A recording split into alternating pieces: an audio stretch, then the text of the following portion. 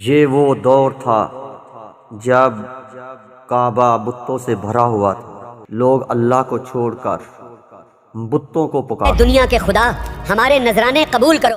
محمد صلی اللہ علیہ وآلہ وسلم نے جب ایک اللہ کی دعوت دی تو قریش چیخ اٹھے اور کہنے لگے، محمد کہتا ہے کہ وہ اللہ کا رسول ہے، ہم اس کی کوئی بات نہیں مانتے۔ وہ ہمارے بھوتوں کی توہین کرتا ہے، کہتا ہے یہ سب بیکار ہیں۔ کعبے کے سین میں لوگ سجدہ تو کرتے مگر اللہ کو نہیں، بتوں کو۔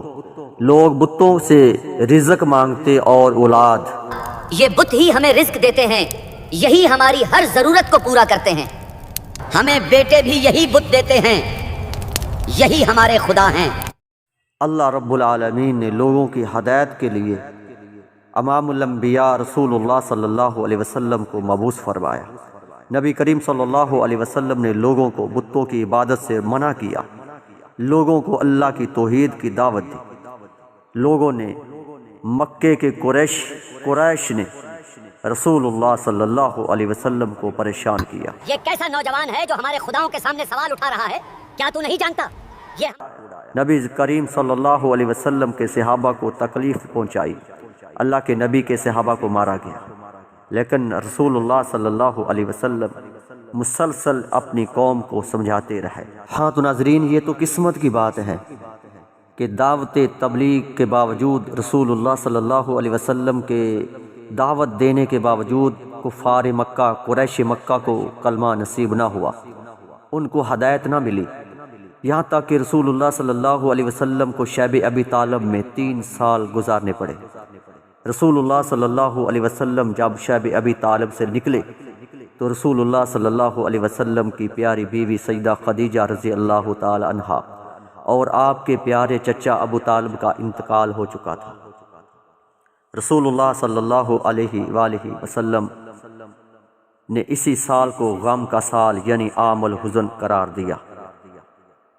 تو رسول اللہ صلی اللہ علیہ وآلہ وسلم تبلیغ کے لیے طائف تشریف لے گئے۔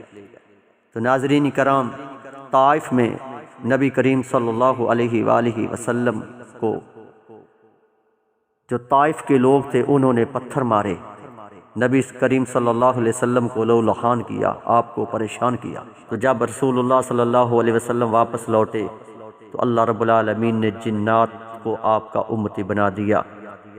تو واقعہ کچھ یوں ہے، اللہ رب العالمین سورہ جن میں ارشاد فرماتا ہے۔ ناظرین کرام، یہ وہ صورت ہے جس میں پہلی مرتبہ جنات کے ایمان لانے، قرآن سن کر متاثر ہونے اور حق کو پہچان لینے کا ذکر موجود ہے۔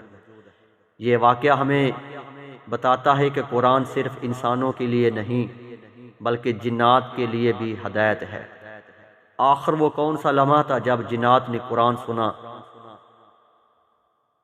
اور جنات نے آپس میں کیا گفتگو کی؟ آئیے پورا واقعہ تفصیل سے سنتے ہیں۔ ناظرین کرام، یہ مکہ مکرمہ کے مشکل ترین دور میں پیش آیا جسے تاریخ میں عام الحزن کہا جاتا ہے۔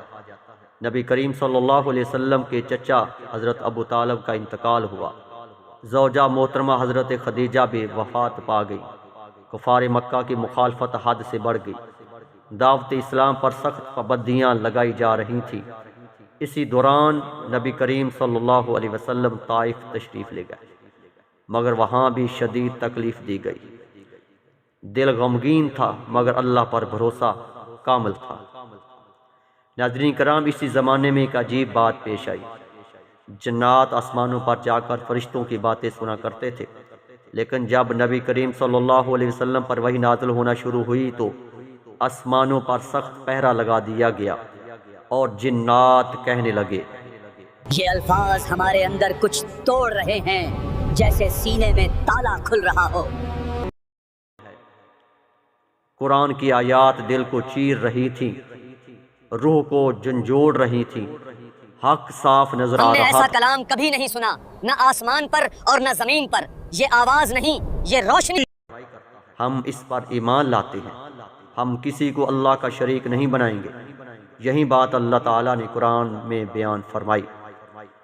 قل اوحی الی انہ استمع نفر من الجن، جنات اپنی قوم کے پاس واپس گئے اور کہا اے ہماری قوم، ہم نے موسیٰ کے بعد نازل ہونے والی کتاب سنی ہے، اللہ کی طرف بلانے والے پر ایمان لے آؤ۔ ہمیں اپنی قوم کو بتانا ہے کہ زمین پر کیا اتر چکا ہے۔ کریم صلی اللہ علیہ وسلم کو بتایا۔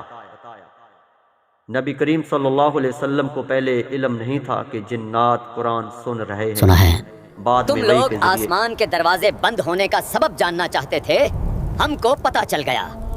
عرب کے قریش قبیلے میں رسول آ چکے ہیں، ان کا نام محمد ہے، وہ سچے رسول کہ قسمت واقعے سے ہمیں سبق ملتا ہے کہ ہدایت اللہ کی طرف سے ہے۔